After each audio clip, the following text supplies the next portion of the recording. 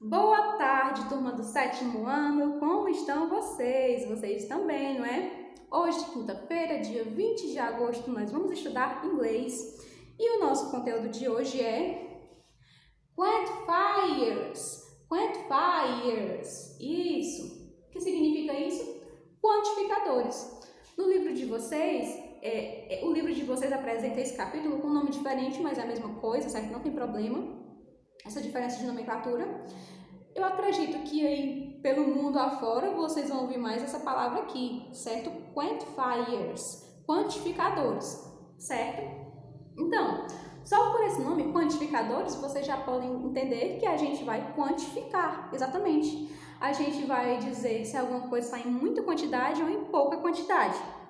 E existem algumas diferenças, existem algumas regras que são muito importantes para vocês usarem isso no inglês. E para a felicidade da pátria, esse conteúdo, você pode fazer uma associação com o português, certo? Que dá certo, mas cuidado que não é em todos os casos, certo? Vamos ver isso passo a passo. Então, quando a gente vai falar de quantificadores, a gente tem que ter em mente, em primeiro lugar, que existem substantivos que são contáveis e existem substantivos que são incontáveis, entendem? Então, vamos falar de pincéis. Pincel, eu posso contar? Um pincel, 2 pincéis, 3 pincéis? Posso, não é? Então, pincel é um substantivo contável. Contável, ok? E vamos pensar agora em outra coisa. Açúcar. Açúcar de cozinha mesmo. Eu tenho como contar 1 açúcar, 2 açúcar, 3 açúcar? Não, eu não posso contar. Então, açúcar é um substantivo incontável. Incontável, certo? Eu não posso contar por unidade. 1, 2, 3, não posso, certo? E isso acontece com muitos substantivos, certo? Não só no português, mas no inglês também. Por isso que ele é um pouco mais fácil de se aprender.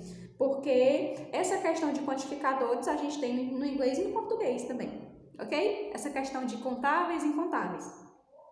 Mas, como eu falei para vocês, a gente tem que tomar cuidado, porque existem algumas coisas que são contáveis para a gente, só que para o inglês não é contável, são incontáveis. Um exemplo disso é pão. Pão, aqui, não é, no Brasil, na nossa língua, é um substantivo contável. A gente pode contar 1 pão, 2 pães, 3 pães, 4 pães, não é? Mas no inglês, não. Aí você pode perguntar, professora, então no inglês não se vende pão por unidade? Vende. Hoje, atualmente vende, inclusive, com mais quantidades, né? Com mais frequência, na verdade. Mas, tradicionalmente, o pão, nos Estados Unidos, na Inglaterra, nesses países, ele é consumido de forma, assim, ele é feito inteiro, certo? E aí, em casa mesmo, a pessoa tira um pedaço e come, certo? Então, pão não é contável para eles. Lá, no inglês, na língua inglesa, a gente não conta 1 pão, 2 pães, não, certo? Um pouco de pão, certo? Se você vai pegar um pão, não, você pega um pouco de pão, um pedaço do pão, perfeito? Então, nós temos aqui algumas palavrinhas no nosso quadro. Nós temos essas 4 palavrinhas que são muito importantes. E essas palavrinhas a gente vai aprender, né, o significado delas. Dessas duas aqui, essas 2 palavrinhas significam muito ou muitos. Essas 2 palavrinhas aqui significam pouco ou poucos. E a diferença vai ser que algumas delas a gente vai usar para coisas contáveis e outras vão ser utilizadas para coisas incontáveis. Vamos começar aqui por much. Much. Much significa muito. Se a gente for traduzir assim mesmo, né? Significa muito, sem ser no plural. Não muitos, muito. Por quê? Porque much é incontável, certo? Ele é um quantificador, só que a gente usa para substantivos incontáveis. Então, eu vou usar o much, por exemplo, para pão, para açúcar, que não é contável também. O que mais? Café. Tenham em mente, galera, que café é incontável, certo? O que a gente conta são as xícaras de café. Então, café é incontável também. Então, muito café, a gente vai usar much. Muito pão, a gente vai usar much. Muito açúcar, a gente vai usar much, certo? Então, é bem fácil, não é? E o many também significa muito. Só que se a gente for traduzir mesmo, a gente tem que traduzir como no plural, certo? Muitos, muitos. Por quê? Porque many é para contáveis. Eu posso contar, então eu vou usar many para pincéis. Se eu quiser dizer muitos pincéis, eu vou usar many. Se eu quiser dizer muitas folhas, né, no caso delas serem contáveis, eu vou usar many. Se eu quiser dizer muitos livros, livro também é contável, né? Eu vou usar many. Perfeito? Show! Então é muito simples, né? Agora vamos falar dessas duas palavrinhas aqui, que elas significam pouco ou poucos. Primeiro com little, galera, cuidado com a pronúncia.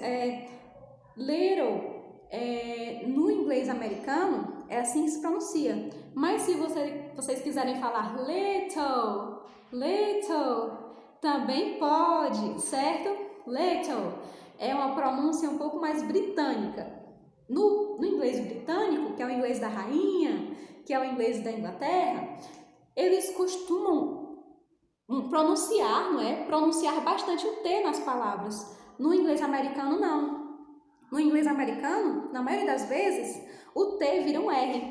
Little, certo? Mas no inglês britânico, eles pronunciam bastante o T. Little, certo? Então, podem dizer das duas formas, né? Vocês também talvez você já tenha uma preferência, né? Se vocês gostam mais do britânico, se vocês gostam mais do americano. Perfeito?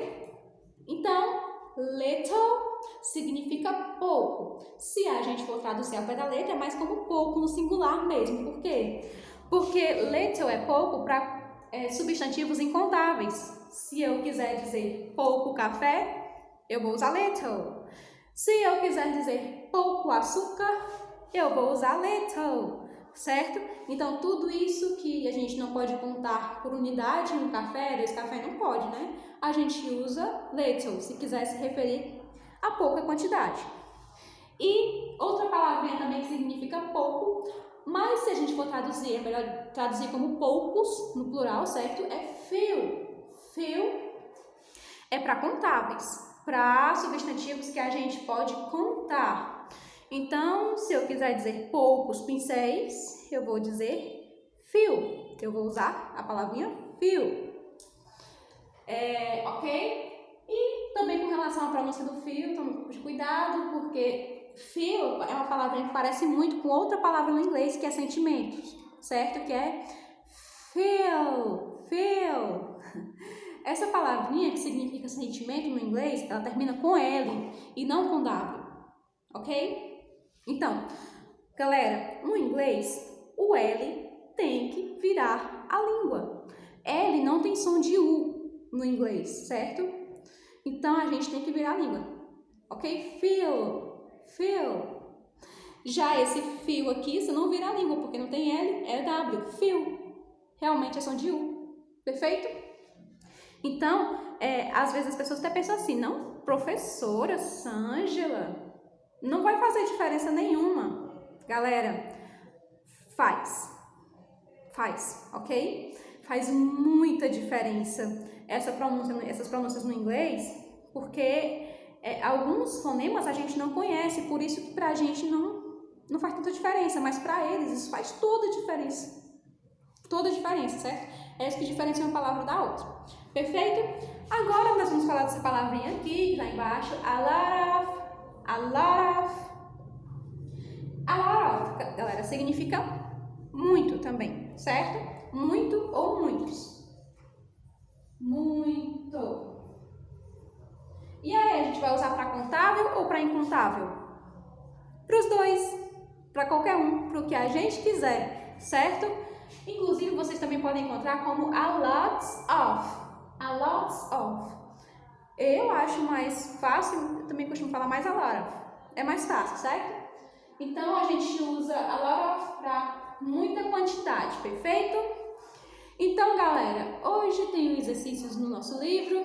Vocês vão ler algumas coisinhas, não é? E vocês vão pensar, nossa, isso é contável ou isso é incontável? Se for contável, usa many se for muito e usa few se for pouco. Se for incontável, você vai usar much se for muito e vai usar little se for pouco, ok? Ok, só mais uma curiosidade aqui antes de terminar. A questão do dinheiro, galera. Dinheiro é incontável, certo? Você pode pensar assim, tia, mas todo mundo conta dinheiro. Mas a gente não conta um dinheiro, dois dinheiro, três dinheiro, certo? Então, dinheiro é incontável. Money é incontável. Agora, se você quiser se referir à moeda, por exemplo, real, ou no caso do inglês dólar, né? Dollar, vocês vão usar contável, certo? Porque você conta $1, $2, $3, R$1, R$2, R$3, certo? Mas a palavra dinheiro, não, ok? Então, galera, vamos fazer exercícios e eu vejo vocês na próxima aula. Take care, see you next class, bye bye!